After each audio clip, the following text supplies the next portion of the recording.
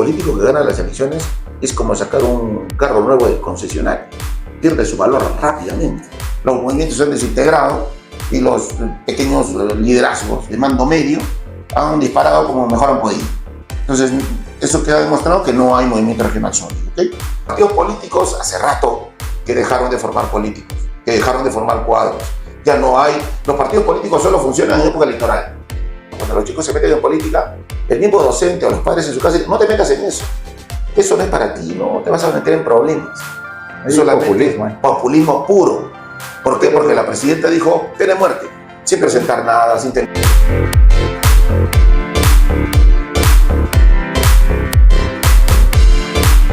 ¿Cómo están, amigos de Hablando Van? Seguimos en los podcasts de entrevistas como cada semana. Este martes tenemos con nosotros a Ricardo Grundy. Él es el director de la Escuela de Ciencia Política y Gobierno de la Universidad Católica de Santa María, y con él queremos hablar un poco sobre la política en la región y en el país. Hay que tener en cuenta también de que ya la semana que pasó, la presidenta Dina Boluarte ha anunciado también ya las elecciones. Señor Grundy, ¿cómo está usted? ¿Qué tal, Carlos? ¿Cómo estás? Un placer estar con ustedes. ¿Cómo nota la campaña electoral que se nos viene? Bueno, es un escenario complejo porque tenemos dos procesos en un solo año y son más de un tipo de elección. No solamente votamos para alcaldes distritales y alcaldes provinciales, para gobernadores, para congresistas, para parlamentarios andinos, para presidente de la República. Y bueno, es un poco complejo porque el propio ciudadano, el propio elector, ni siquiera tiene clara cuáles son las competencias de cada uno de los niveles de gobierno. Y muchas veces escuchamos, por ejemplo, ¿no? En la campaña publicitaria, una propuesta de un congresista que le compete más al Ejecutivo que al propio Congreso. Y claro, sin embargo terminamos votando por eso. Entonces, es que no sabemos, la población no conoce muchas cosas. Mira, la revista The Economics, que hace el ranking de democracias a nivel mundial todos los años, ya por sexto año consecutivo, el Perú no se consolida como una democracia, mucho menos como una democracia en construcción. Estamos en un híbrido, al borde de caer en el autoritarismo. Y me preguntarías, ¿por qué? Porque si nosotros vamos a elecciones, ¿por qué no somos una democracia? Es que la democracia no se consolida solamente como un proceso electoral, sino que se consolida con que los ciudadanos ejerzamos nuestros derechos y cumplamos nuestras obligaciones. Y ahí, en todos los indicadores, el más bajo es cultura política. ¿Y por qué pasa eso? Porque no tenemos cultura política. Los ciudadanos no estamos interesados, no estamos sintonizados con la política. Te acabo de dar una señal que ni siquiera sabemos cuáles son las funciones. ¿Y por qué no nos interesa la política? Son varias cosas, ¿no? Pero hay un desprestigio también. O sea, muchos dicen, yo para qué me meto a la política si me van a insultar, me van a decir de todo. Y es que la sociedad va formando eso, ¿no? Mira, en la escuela, cuando los chicos, o en la propia universidad muchas veces ha pasado, ¿no? Cuando los chicos se meten en política, el mismo docente o los padres en su casa dicen, no te metas en eso. Eso no es para ti, no te vas a meter en problemas. Pero es que si no, los excelentes no participan en política, ¿quiénes van a terminar participando?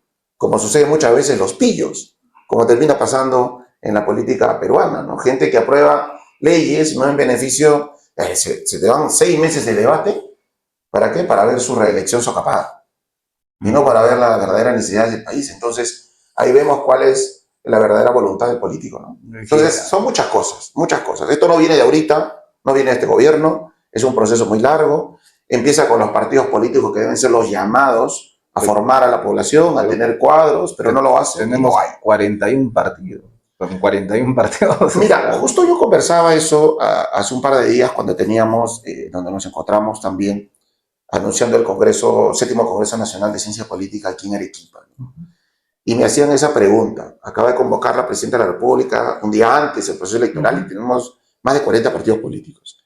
El problema no es que tengamos más de 40 partidos políticos, porque pueden haber. Debemos de entender que en un país grande como es el Perú, bueno, pueden haber diferentes tipos de ideas y eso está perfecto. Yo creo que mientras más partidos haya, es bueno, porque la gente se va a asociar, va a pensar de manera diferente. ¿Dónde está el problema? Que cuando vamos a un proceso electoral, todos creen que son los únicos salvadores del país. Opriman sus intereses personales sobre las ideas comunes. Y ahí es donde está el problema.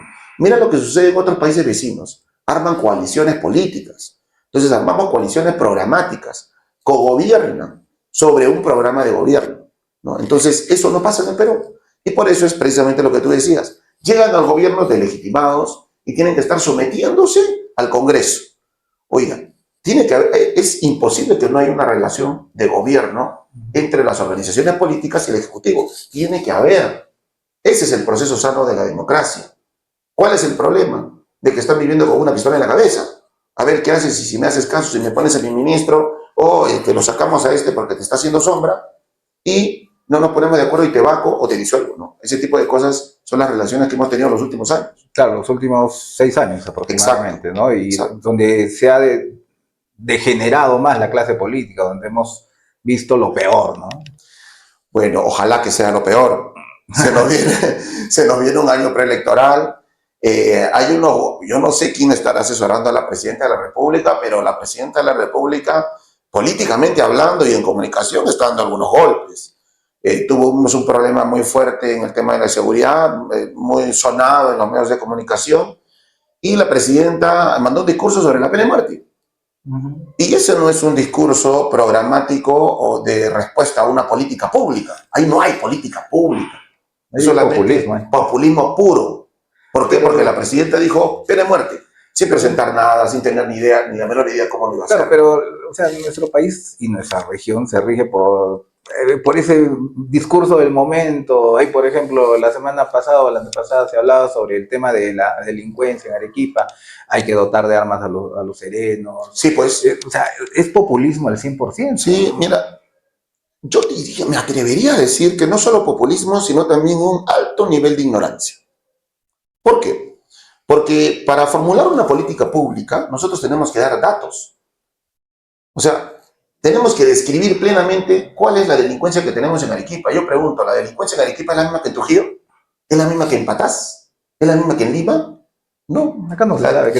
Exacto. No se sabe. Ese es el primer problema. No hemos caracterizado el problema de la inseguridad ciudadana en Arequipa. Y además de caracterizarla, tenemos que ver la perspectiva de a dónde está caminando. Porque cuando yo armo una política pública, no solamente para solucionar el problema del momento, sino también para las cosas que se van a venir. Entonces, eso no se ha hecho. El comprar francos, que es una idea con la cual yo estoy totalmente en contra, porque no puedes comprar francos por 3 meses y después dejar las cosas como están, o el seguir comprando vehículos, que en una ciudad como Arequipa, donde el caos vehicular es permanente, las 24 horas casi del día, o sea, en la que uno puede transitar por la ciudad, es increíble que quieras meterle más vehículos. Entonces se necesitan, para implementar a las fuerzas del orden, a la policía, a Serenagua, a todos los que estamos involucrados en esto, bueno, tenemos que hacer un estudio. Y eso no se hace. Yo decía, hay muchos asesores gurús que quieren que han leído un libro o han visto un podcast y quieren darle las soluciones al problema de nuestra ciudad. Y eso no funciona así. Y también tenemos que entender, nosotros los ciudadanos, que la solución a los problemas públicos no se va a dar en una semana. Eso es imposible. Un problema social que viene gestándose más de 30 años no se va a solucionar en 1 o en 2. Vamos a ganar por lo menos otros 5 o 10 años en poder solucionarlos. Pero de esa visión de 5 a 10 años, ¿qué tengo que hacer mañana? Ya, pero el problema es que las autoridades no nos explican eso, no nos dicen, oye, ¿sabes qué? Este problema lo vamos a resolver haciendo esto, estudios, así, todo lo demás. Lo único que dicen es, no, esto se resuelve con esto.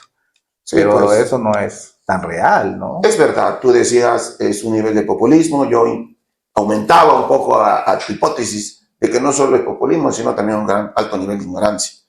Entonces, para eso tiene que responder la academia, y por eso la Universidad Católica, hace ya 10 años exactamente, este año cumplimos 10 años, creó la Escuela de Ciencia Política y Gobierno, porque vimos que había una necesidad en la población. Los partidos políticos hace rato que dejaron de formar políticos, que dejaron de formar cuadros. Ya no hay, los partidos políticos solo funcionan en época electoral. Después todo el año están desactivados, los otros 3 años que no hay época electoral, o 4 en caso de los partidos nacionales. Entonces es una demanda social importante. Yo reconozco que hay profesiones importantes en nuestra sociedad, todas son importantes, absolutamente todas, pero la política tiene que profesionalizarse. Hoy día tú tienes el delito por omisión de funciones. Claro. Así que hacer política no es lo mismo en la década de los 80 que hoy día. Y voy a ese análisis. En la década de los 80, nuestro principal problema era el terrorismo. En la década del 90, nuestro principal problema era la crisis económica. Y este nuevo siglo, estamos 25 años en este siglo, que nuestro principal problema es la crisis política. Y de ahí nos salimos. y no hay una visión clara de cómo salir de ello. Entonces, en el Perú, los últimos años han ido incrementando las escuelas de ciencia política, ya somos 11 a nivel nacional. La Católica en Arequipa ya tiene 10 años, es la única en el sur del Perú. Y estamos gestando profesionales que respondan a políticas públicas, a relaciones internacionales. Y en gran parte, en los últimos años, hemos hecho un viraje a nuestro plan de estudios para poder proporcionar a la sociedad políticos. Y estamos en ese trabajo. ¿Y cuántos han surgido? Nosotros ¿Cuántos recién, nuevos tenemos, políticos han surgido? nosotros recién tenemos 5 promociones. De esas 5 promociones, porque hay un nivel de maduración, ¿no? Un profesional no egresa de la universidad y al día siguiente ya es gerente, ¿no? Eso no Claro, funciona así. claro. Hay un proceso de maduración.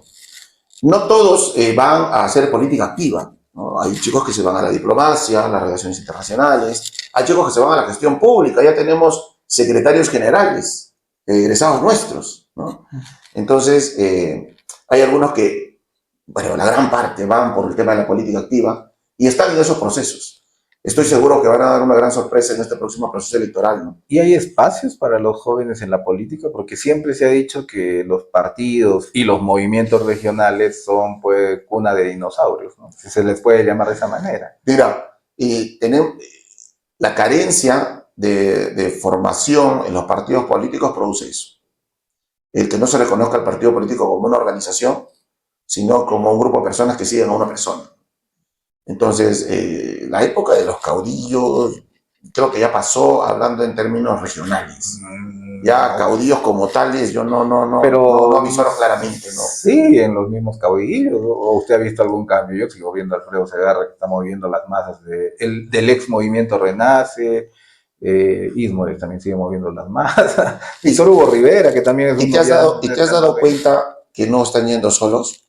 ¿Te has dado cuenta que todos los que me han mencionado están haciendo alianzas políticas para ver con quién van? Claro, alianzas políticas de las que tenemos vaga información, ¿no? Porque todavía no hay el proceso. Alianza que les forzaron a hacer cuando dijeron que iban a eliminar los movimientos regionales y buscaron un vientre de alquiler. Arequipa Avancemos no lo hizo.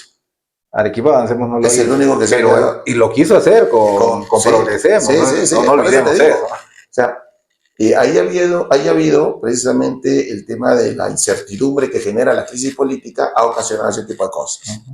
Pero te repito, mira cómo estamos tan carentes. O sea, a ver, si tú tienes un movimiento regional por 10 años, ¿a qué aspiras a hacer? La lógica sería hacer un partido, ¿no? ¿Y qué pasó? ¿Por qué no lo hicieron? Se quedó en el camino. Entonces, es producto de la crisis, ¿te das cuenta? O sea, por eso te digo, no es que yo veo un requerimiento. Pero una crisis en el caso de Renace, pues exactamente, hablemos de ese movimiento que fue el que quería ser partido, no fue una crisis del partido, fue una crisis de personas, de que no querían, la militancia se peleó entre ellos.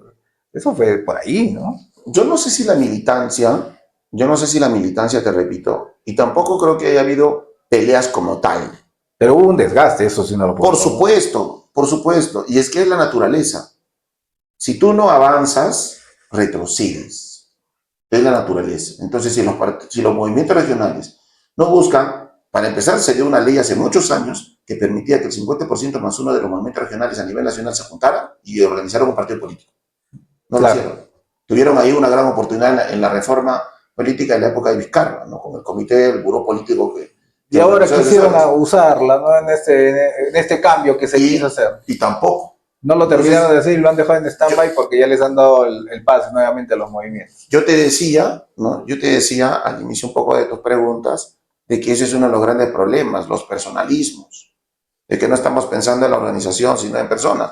Hay que dejar un poco de lado los apetitos personales por objetivos mayores. Claro, y ese es uno de los principales problemas. Claro, pero ese es el problema, problema. Y yo decía antes, ¿no? Que los movimientos y partidos siguen dominados por dinosaurios políticos. No. Por personas. No, yo te diría de que eso está cambiando.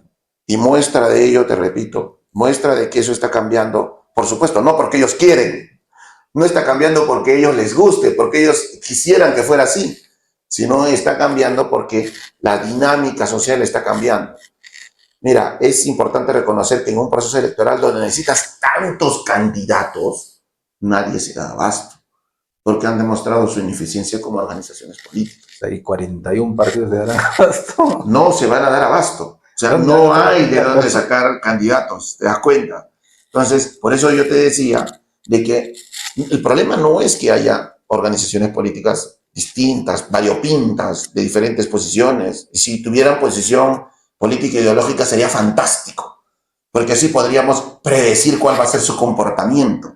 Pero en el Congreso tú puedes predecir el comportamiento sobre algún No, tema, no no se puedes, puede, es no se puede, imposible. exacto. Entonces, pero si tuvieran un posicionamiento político ideológico claro, tú dirías, ah, no, esta bancada no va a votar por esto, ¿no? No va a votar por subir la edad de la pensión o por subir la edad, bajar la edad de los pensionables para la jubilación, o sea, porque sabemos que tiene una tendencia o de izquierda o derecha o algo por el estilo, ¿no? Pero Pero ya eso no es existe impredecible. años, ya. Sí, Todo es pues, por los sí. intereses económicos, por los intereses de otra índole, ¿no? Sí, Lamentablemente, sí, ¿no? sí. Pero te repito, eso está sufriendo un revés. Y muestra de ello es que no han podido superar el llegar a ser partidos. Muestra de ello es que la lógica hubiese sido, oye, bueno, el ser humano está acostumbrado a vivir en un status quo, en un estatus de confort, ¿no? Salimos de la zona de confort y allí es donde superamos grandes baches, ahí es donde mejoramos, ahí es donde la demanda, ¿no?, nos permite ser mejores. Entonces, esta fue la oportunidad de los movimientos regionales de dar un gran salto cualitativo y no lo han hecho. El mismo presidente, recuerdo yo en el norte, de los movimientos regionales, en una entrevista ahí en un medio de comunicación nacional, salía a defender y atacar la ley. Y le dijeron, pero si usted ya renunció a su movimiento regional y es parte de un partido nacional, entonces ¿de qué estamos hablando? Mira, te repito, perdieron esa oportunidad. Yo creo que esa fue una oportunidad importante, fue un momento en el cual hubiesen podido políticamente exponer el interés que tenían los partidos nacionales de desaparecer a los movimientos regionales, de convocar a la población en una participación política activa, pero sin embargo no tienen cuadros adecuados que puedan hacer ese llamado y tampoco lo quisieron hacer. No sé si Entonces, por flojera o por ignorancia, pero no lo quisieron hacer. entonces, en su lógica, los movimientos ahora sí van a desaparecer, porque muchos movimientos se han desarticulado por todo lo que pasó. Al final no se aprobó la norma ni nada, pero ahora los movimientos no saben cómo recuperar a sus En militantes. efecto, no se ratificó, No ¿no? se ratificó, Tenía exacto. que pasar una segunda votación en la segunda legislatura, en la siguiente legislatura y no se ratificó. Y con ello tampoco la reelección de alcaldes y la reelección de gobernadores, ¿no? Y ahí hay muchas personas que estaban ya frotándose las manos. Bueno, en mi lógica, definitivamente los movimientos regionales están sufriendo un grave revés porque esa incertidumbre los ha hecho correr a los brazos de los partidos políticos que los han recogido con todo el calor del mundo, pero les han dicho, el dueño soy yo. Y así que tú te sometes a mis reglas de juego, ¿no? Exactamente. Eso es lo que está sucediendo hoy en día y por eso es que está habiendo algunas fricciones. Es difícil. Para mí van a salir fortalecidos los movimientos regionales que se quedaron. No sé exactamente cuántos en Arequipa tienen todavía vigencia, pero para mí ellos van a salir fortalecidos en este proceso electoral. Pero han quedado mermados, eso sí, Por ¿no? supuesto, en términos cuantitativos, los movimientos regionales han sufrido un gran revés, lo repito, pero los que están van a poder sobresalir de los partidos nacionales. Las elecciones municipales, muy poco es el porcentaje de éxito de los partidos nacionales. ¿Y por qué? Porque es un matrimonio forzado. Entonces, cuando hay un matrimonio forzado, bueno, alguno de los dos va a tener que ceder y el otro copar todo y llevar un proceso electoral en esas condiciones es muy difícil. He tenido la experiencia de llevar procesos electorales en matrimonios un poco forzados, en que la gente no se conoce su dinámica propia y termina teniendo muchos problemas. Y eso ocurre cotidianamente, ¿eh? Porque cuando armas en Arequipa, tienes que tener 29 candidatos, 108 en los distritos, es un número grande, y cuenta sus regidores. Lleva un proceso electoral, ¿no? Con una política clara de comunicación política, no hay. Los candidatos te dan 20 propuestas y la gente no entiende ninguna. Si yo te pregunto en este momento cuáles eran los 12 apóstoles, te aseguro que no me los vas a decir, por más que seas muy católico, Claro. porque tienes muchas cosas en tu cabeza. Pero si te pregunto cuáles son las tres carabelas, la Niña, la Pinta y la Santa María, eso lo sabemos todos así, Uh -huh. ¿no? Memorísticamente. ¿Por qué? Porque son 3 ideas, no 12. Mira, estoy hablando de 12, ¿eh? Entonces, imagínate comunicar, si no se ponen de acuerdo todos los candidatos, cada uno habla su tema y se terminan contradiciendo entre los mismos candidatos de una misma organización política. Te das cuenta que es bien complicado. ¿Por qué? Por la carencia de partidos y organizaciones políticas. Pero con 41 partidos le vuelvo a preguntar, ¿haremos algo? No, ¿por qué? ¿Cuál sería el óptimo? Lo óptimo sería que hagan coaliciones, hablando en el escenario nacional. En el escenario local cae por su propio peso, ¿no? Porque la dirigencia nacional, al establecer una coalición, a nivel nacional no pueden presentar más candidatos. Entonces, el tema que se ha trasladado un poco a los partidos políticos por la absorción de las figuras políticas, podemos decir, porque no se han absorbido los movimientos. Los movimientos se han desintegrado y los pequeños liderazgos de mando medio han disparado como mejor han podido. Entonces, eso queda demostrado que no hay movimiento regional sólido, ¿ok? Primer punto. Segundo punto, si las dirigencias nacionales de los partidos políticos logran establecer coaliciones, a nivel nacional va a seguir la misma suerte, ¿no? Lo accesorio sigue la suerte de lo principal, es un principio fundamental del derecho, de las ciencias jurídicas. Entonces, ¿qué va a terminar pasando? Si es que logramos hacer coaliciones por programas, por ideas, por planes de gobierno, ojalá sea así, y no por apetitos personales, van a reducirse la cantidad de la oferta electoral. Y así el votante va a poder estudiar mejor a sus candidatos. Si tenemos 42 opciones, por Dios, a nadie le da la gana. Y a mí me daría, yo que estudio el poder, me daría la gana de leer los planes de gobierno.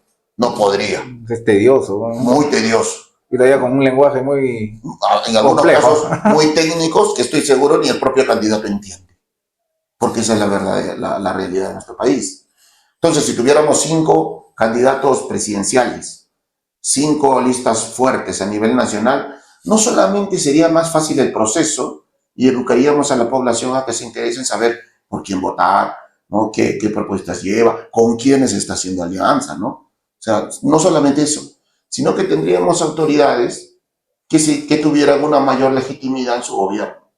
Ganar las elecciones con 8, 9, 10% no es legítimo.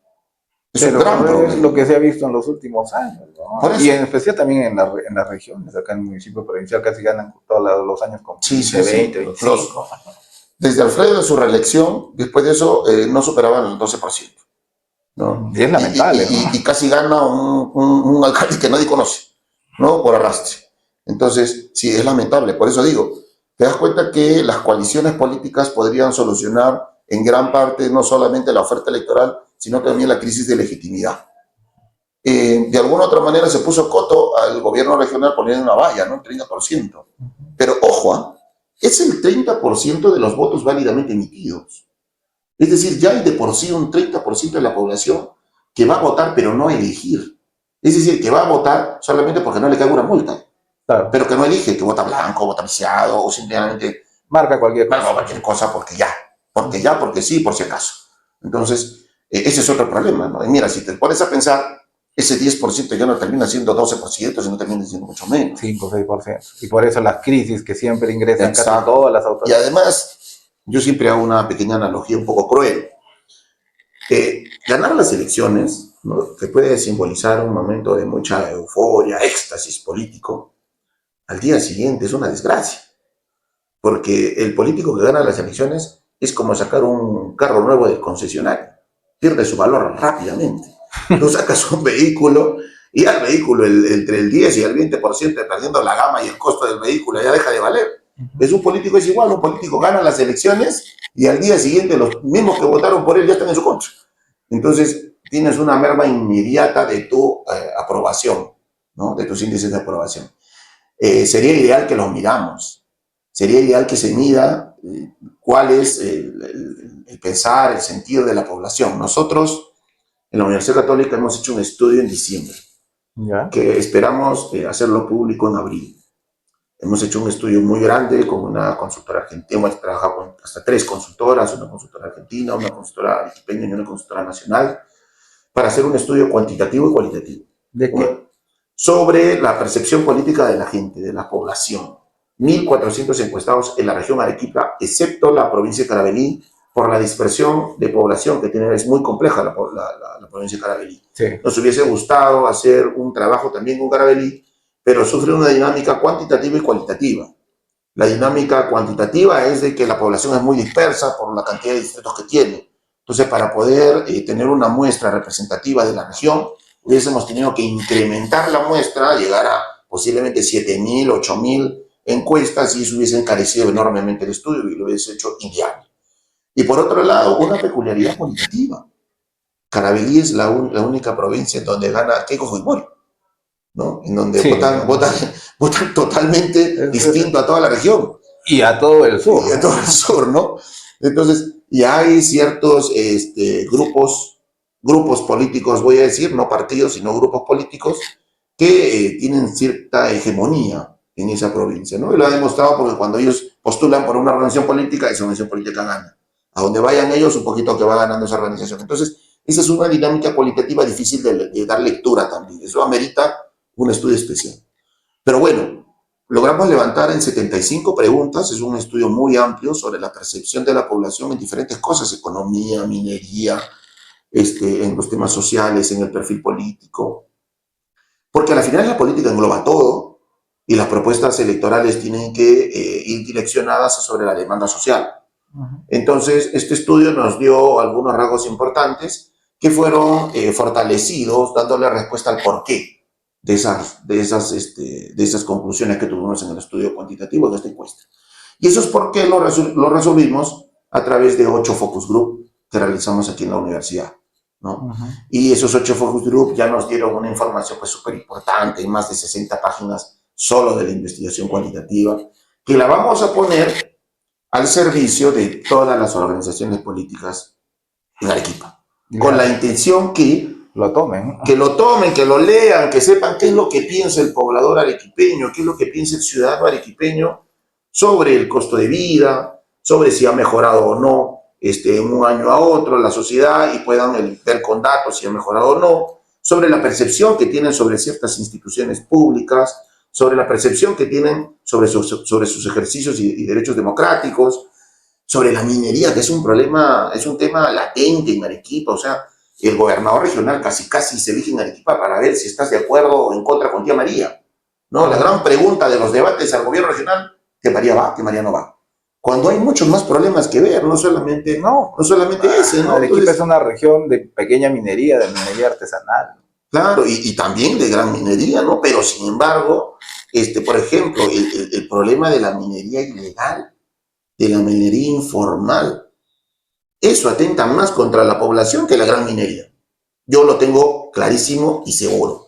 La cantidad de problemas sociales que tenemos en el Perú, ni siquiera voy a decir solamente en Arequipa, sino en el Perú, son mucho más grandes que los problemas sociales que aparentemente la gran minería nos genera, ¿no? Y esta pequeña minería ilegal, informal, que respeto mucho a la minería formal, a los empresarios que hacen un gran esfuerzo con lidiar todos los días con esta minería informal.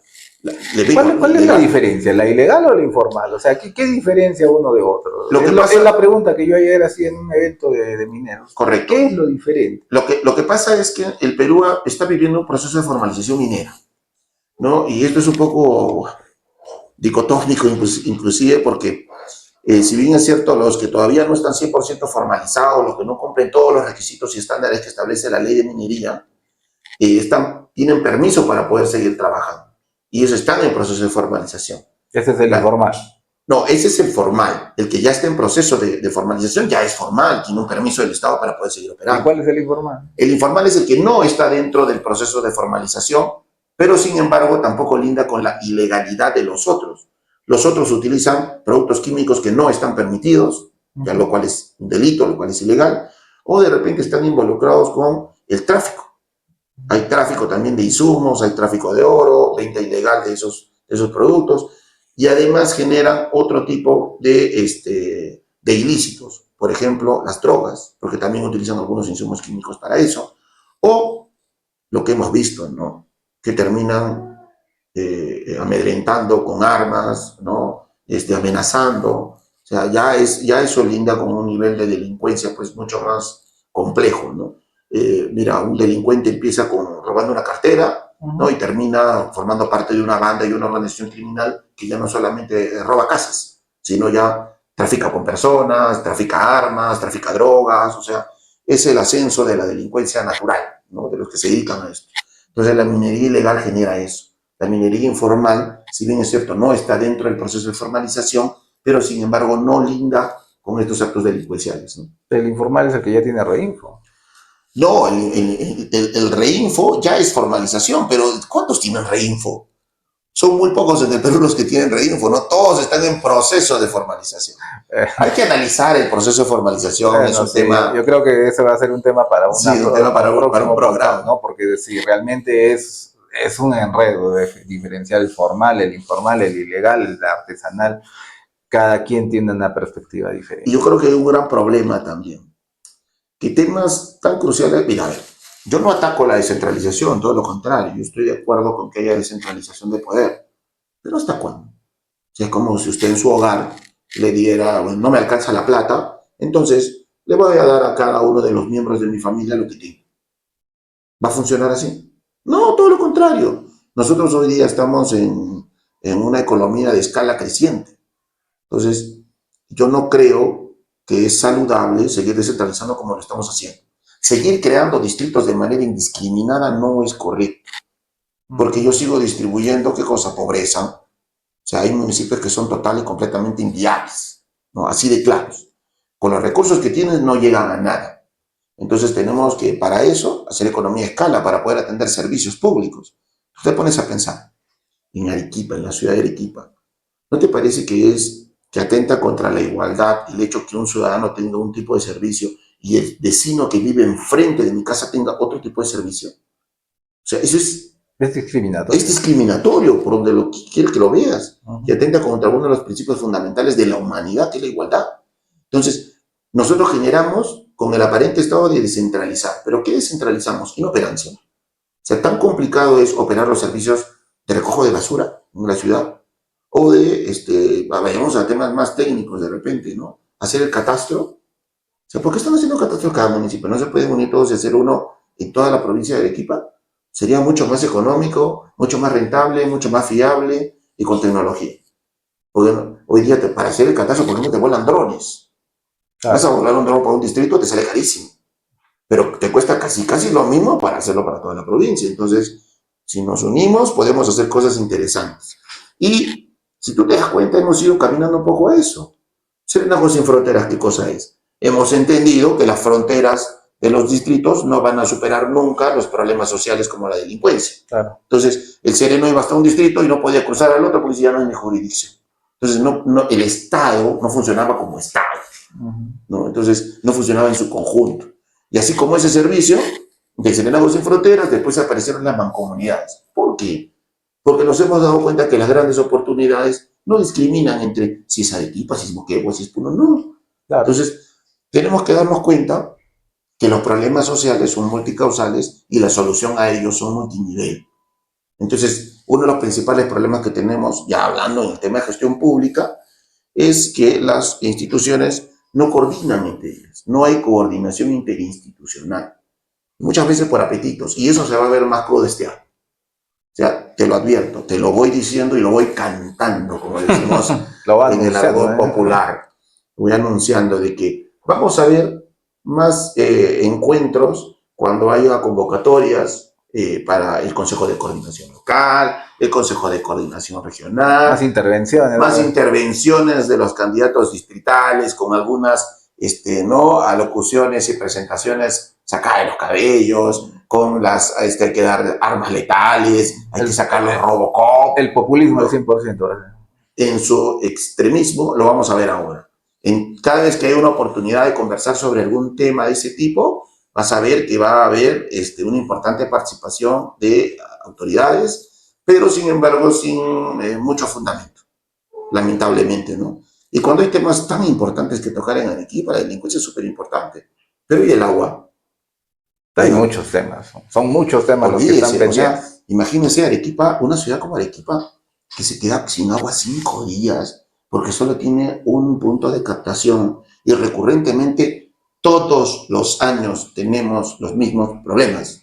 El famoso Huayco, hasta de memoria me lo sé, el famoso Huayco mata gente, Mata gente. que todos los años entra Y y se causa corta estragos con las tuberías de conducción de agua cruda, o de lo contrario, ¿no? El punto de captación de agua que se llena de arena, de piedras, o sea, todos los años el mismo problema. ¿Cuándo le vamos a dar una solución a eso? Nunca, ¿no? O sea, y A ese camino todos vamos. los años seguimos igual. ¿Te das cuenta? Yo nunca he escuchado a alguna autoridad decir algo así. Es que no No lo dice. vende. Es que no vende, pues, no es vende, populista, no vende. no Entonces, puede mover. ¿sabes qué vende más? Aunque parezca muy estúpido, llevarle agua potable a la gente en cisternas. Ay, qué bonito que es el alcalde que Que me prestó el lleva. cisterna, que lo Oh, alquiló, no, qué que lindo que es el alcalde que me regala un tanque, un un tanque reservorio de elevado. agua, un tanque para poner un tanque. No, que ni siquiera lo ponen elevado. ¿No has visto en Yarabamba cómo están en las puertas de las casas los tanques? Es absurdo. Bueno, eso lo dio Cerro Garza. Bueno, Ricardo Brundi estuvo hoy día con nosotros, hemos hablado de todo, de política, de descentralización, minería. Interesante la conversación de Ricardo Brundi. Muchas gracias. A ti, Carlos, muchas gracias.